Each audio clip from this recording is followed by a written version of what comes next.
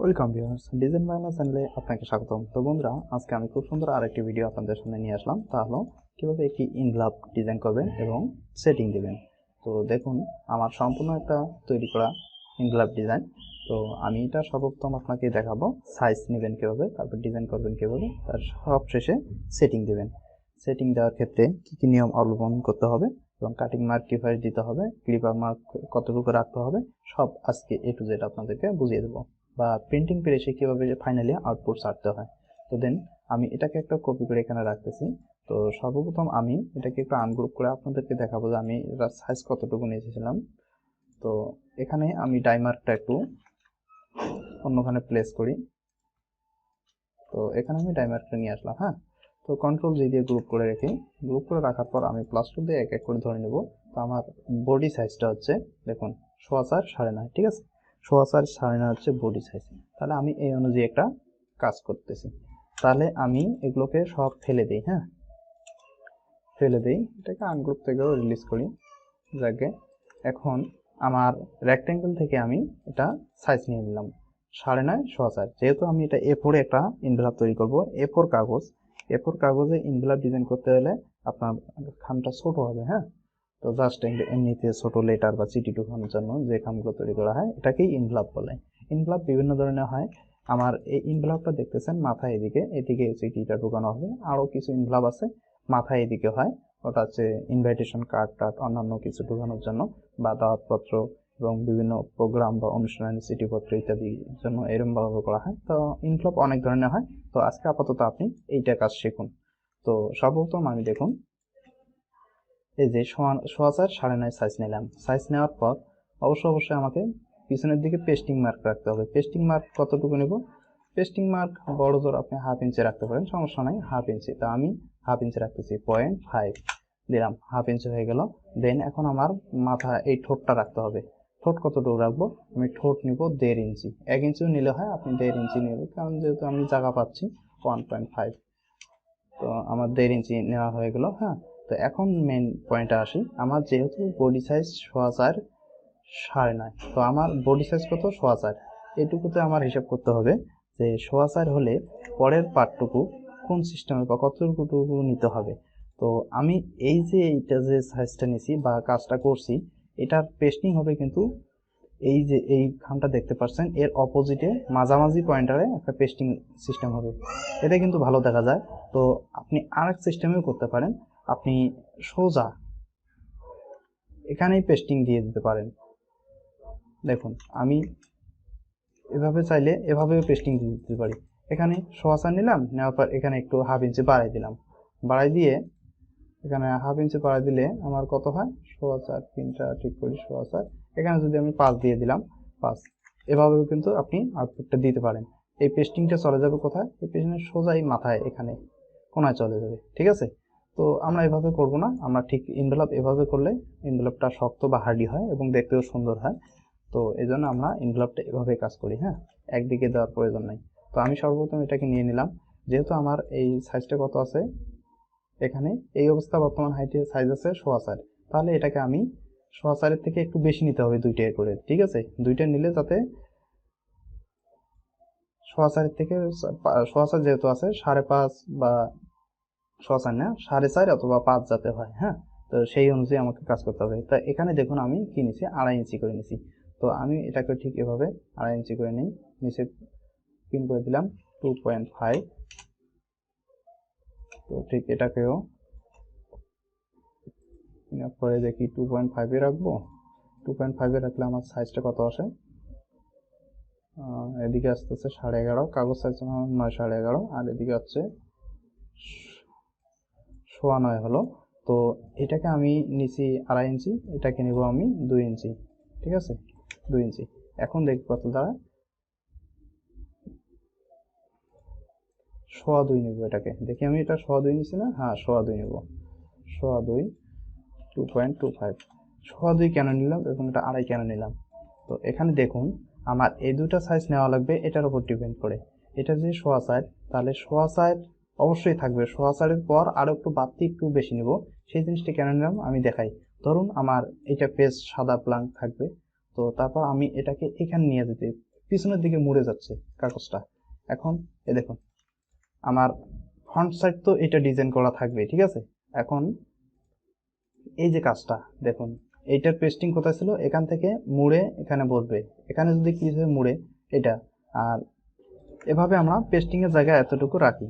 আর এতটুকু না রাখলে তাহলে আমাদের কিন্তু এই পেস্টিং জায়গাটুকু মুড়ে যাবে না। হ্যাঁ, মুড়ে না গেলে কিন্তু আপনার কাজটা হবে না, পুরোপুরি ফল্ট হয়ে যাবে।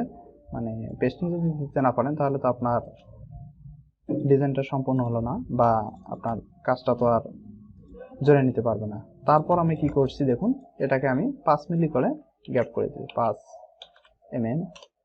এটাকে ডাউন অ্যারো, এটাকে আপ অ্যারো, এটাকে রাইট অ্যারো, এটাকে লেফট লেফট রাইট। দেন আমি এটাকে কি করছি, এই যে মাথাটুকু দেখতে পাচ্ছেন, এটাকে আমি জাস্ট এই পেন টুলের সাহায্যে এটাকে এভাবে কাজ করে নিয়েছি। হ্যাঁ, তো ঠিক আমি এটাকে সময় বাড়াতে চাই না, এটাকে আমি কপি করে এখানে বসাই দিলাম।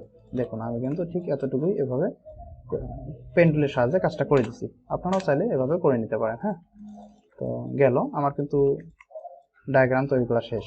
তো বন্ধুরা আমি আবারও বলতেছি, আপনার এই যে এইটুকু অংশ 1.25, তারপর 1.25 থেকে কিন্তু এখানে যেহেতু 1.25, কমপক্ষে এখানে 4.5 অথবা 4.5 জায়গা নেবেন। এই দুইটা মিলে যাতে আপনার 4.5 জায়গা হয়, ঠিক আছে।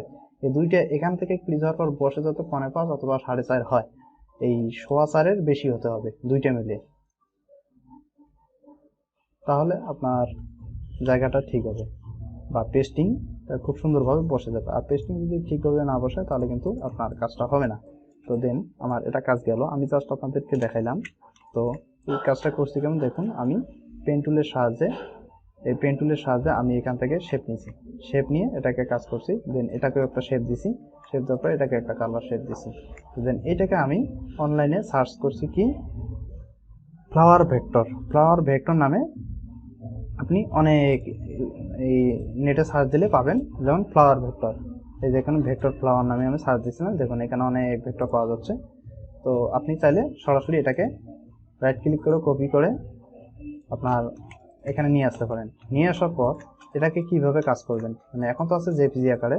দেন আমি এটাকে ইমেজ ট্রেস করতেছি, এটাও কিন্তু একটা ভেক্টর ইমেজ করার একটা নতুন টেকনিক, যা আপনারা হয়তো বা কখনো করেননি, তো দেখে নিন। এখন এক্সপ্যান্ড করেন, এক্সপ্যান্ড করার পর এটাকে রাইট ক্লিক করে আনগ্রুপ করার পর হোয়াইট ব্যাকগ্রাউন্ড ফেলে দেবো, দেওয়ার পর এটা ব্ল্যাক হয়ে গেল। ব্ল্যাক থেকে জাস্ট আমি সিএমওয়াইকে, অবশ্যই এখানে সাদা কিছু মার্ক আছে এই কারণে আমার এটা কালার নিল না, এই সাদা কাজগুলো ফেলে দেব, ঠিক আছে। আমি সাদাগুলো ফেলে দিলাম। এখন দেখুন আমার এখানে আবারও সাদা এখানে আছে, আমি বুঝতে পারছি। এখানে দেখুন এখন আর কিন্তু সাদা মার্ক নাই, এখন আমি সিএমওয়াইকে ব্ল্যাক কালার নিয়ে আসলাম। এখন আমি ইচ্ছা অনুযায়ী আমার যে কোনো কালার দিতে পারি। এখন দেখুন আমি এটাও চাইলে এখানে বসাই দিতে পারি, ঠিক এভাবে কাজ করবেন। তো আমি ঠিক এটাই এভাবে কাজটা করছিলাম। দেখুন কাজটা করছিলাম, এখানে টাইপ লিখছি, এখানে কোম্পানির লোগো হবে, নাম হবে, ডেজিগনেশন, আর এখানে আপনার ঠিকানা দিতে পারেন, ফোন নাম্বার ইত্যাদি দিয়ে দেবেন। ইনভেলপে মূলত এগুলাই হয়, তাছাড়া আর কিছু হয় না। নাম, ঠিকানা, ইনভেলপ, আর ডিজাইন এবং কোম্পানি নাম। তো এখন এটাকে কন্ট্রোল জি দিয়ে গ্রুপ করার আগে আমি আরেকটা কথা বলি, অবশ্যই এই স্টকগুলো আপনি নান করে দিবেন, ঠিক আছে। নান রাইট ক্লিক করে আগে আনগ্রুপ করি, আমি গ্রুপ করে নিই। রাইট ক্লিক করবো না, আমি Ctrl+5 দিয়ে, কিবোর্ডে Ctrl+5 দিয়ে ম্যাক গাইড করে নিলাম। ম্যাক গাইড করে নেওয়ার পর আমি এটাকে লক গাইড করলাম। লক গাইড করার পর আমি, যেহেতু এটা এখানে হবে, তো এটাকে বাতি মার্ক না দিয়ে চলে, কিন্তু এইটুকু আমি বাতি মার্ক দিয়ে দিই। Ctrl+K 2 mm বাতি মার্ক দেবো পেস্টিং এর দিকে। হ্যাঁ, পেস্টিং এর দিকে এটাকেও বাতি মার্ক দিতেছি, এদিকেও একটু বাতি মার্ক দিলাম, এদিকেও বাতি মার্ক দিয়ে দিলাম। বাতি মার্ক দেওয়ার পর আমার কিন্তু এখানে দেখুন একটু আলাদা একটা শেপ চলে আসছে। তো এই শেপটুকু আমার অবশ্যই দেখতে হবে বা ঠিক করে দিতে হবে। হ্যাঁ, না দিলে কিন্তু আপনার ডিজাইনটা, যেহেতু আমার 2 মিলি বাতি এদিকে চলে গেছে, এই কারণে এটা রাউন্ড শেপের কাছাকাছি ছিল, এই কারণে এটা চলে গেছে। তো আপনি এটাকে অ্যাডজাস্ট করে দেবেন। এটাকেও আমি অ্যাডজাস্ট করে দিই।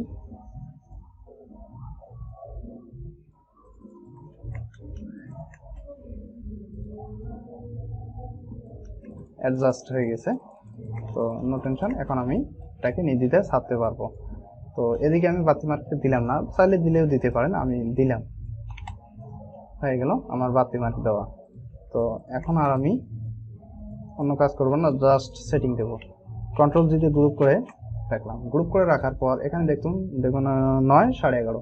তো আমার কাগজ সাইজ 9 11.5 ছাপতে পারবো এই সিঙ্গেল, অথবা আমি 18তে যদি ডিমাই সাইজে ছাপি তাহলে 18তে ছাপলে আমার দেখুন যেহেতু হাইট 9 আছে, তাহলে এখানে আমি আর একটা ডাবল বসাইতে পারবো। ঠিক আছে, তাহলে অবশ্যই এভাবে বসাইতে হবে আমাকে। বসানোর পর আমি এখন 11.5 11 22 23, এই দেখুন 23, একদম 23 এখানে এভাবে বসাই দিতে পারি। তো আর একটা কাজ করতে পারি, আমি মাথাগুলো একসঙ্গে দিয়ে দিই। আমি ঘুরাইলাম, ঘোরানোর পর আমি মাথাটাকে একটু ভিতরেও ডুবে দিতে পারি। দেখুন এভাবে আমি, দেখুন এখন আমার যেহেতু কাগজ সাইজ 18 এবং 22.83 আসছে, এখন কন্ট্রোল জি দিয়ে গ্রুপ করি, আমার গ্রিপার মার্ক বসবে এখানে। তো এখন বলতে পারেন আপনার কাগজ size 18, gripper mark half inch নাই, তাহলে 18 কেমনে ছাপবেন? যেহেতু এখানে কোনো ছাপা নাই, তাহলে এখানে ছাপা না থাকার কারণে গ্রিপার হাফ ইঞ্চি এই সাদা জায়গা নিয়েই ছাপাবে, তাহলে এখানে যেহেতু ডিজাইন নেই, অতএব এখানে কোনো সমস্যা হবে না, তার মানে ছাপানো যাবে। ঠিক আছে, এখন আপনি কাটিং মার্ক এনে ঠিক এদিক কাটিং মার্ক দিয়ে দিবেন, এবং এখানে জিপি মার্কটা সোজা এখানে জিপি মার্কটা বসাই দিবেন। তো দেখুন আমি নিয়ে আসতেছি জিপি মার্কটা নিয়ে এসে আপনাদেরকে শর্টকাটে বোঝানোর চেষ্টা করতেছি।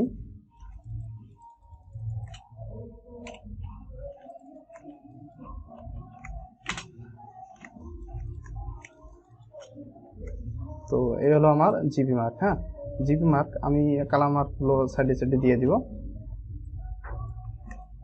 কালার মার্কটা আমি এখানে বসাই দিতে পারি 3 জায়গায়। তো ঠিক এভাবে আপনারা বসাই দিবেন, এটাও ঢুকে দিলাম। হ্যাঁ, তো এখন আমি আপনার এই জিপি মার্কটা বসাবো। জিপি মার্কটা ঠিক এখানে আমি বসাই দিতেছি, একটু নিচে নামাই, one side print, one side print. ঠিক আছে, এখানে ডেট আপনি দিয়ে দেবেন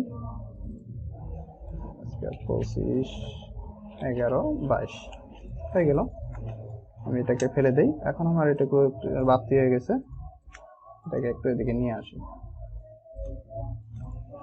তো বন্ধুরা, আমি কাটিং মার্ক দিয়ে দিলাম না, কারণ কাটিং মার্ক দিতে গেলে আমার এই টিউটোরিয়ালটা অনেক বড় হয়ে যাচ্ছে।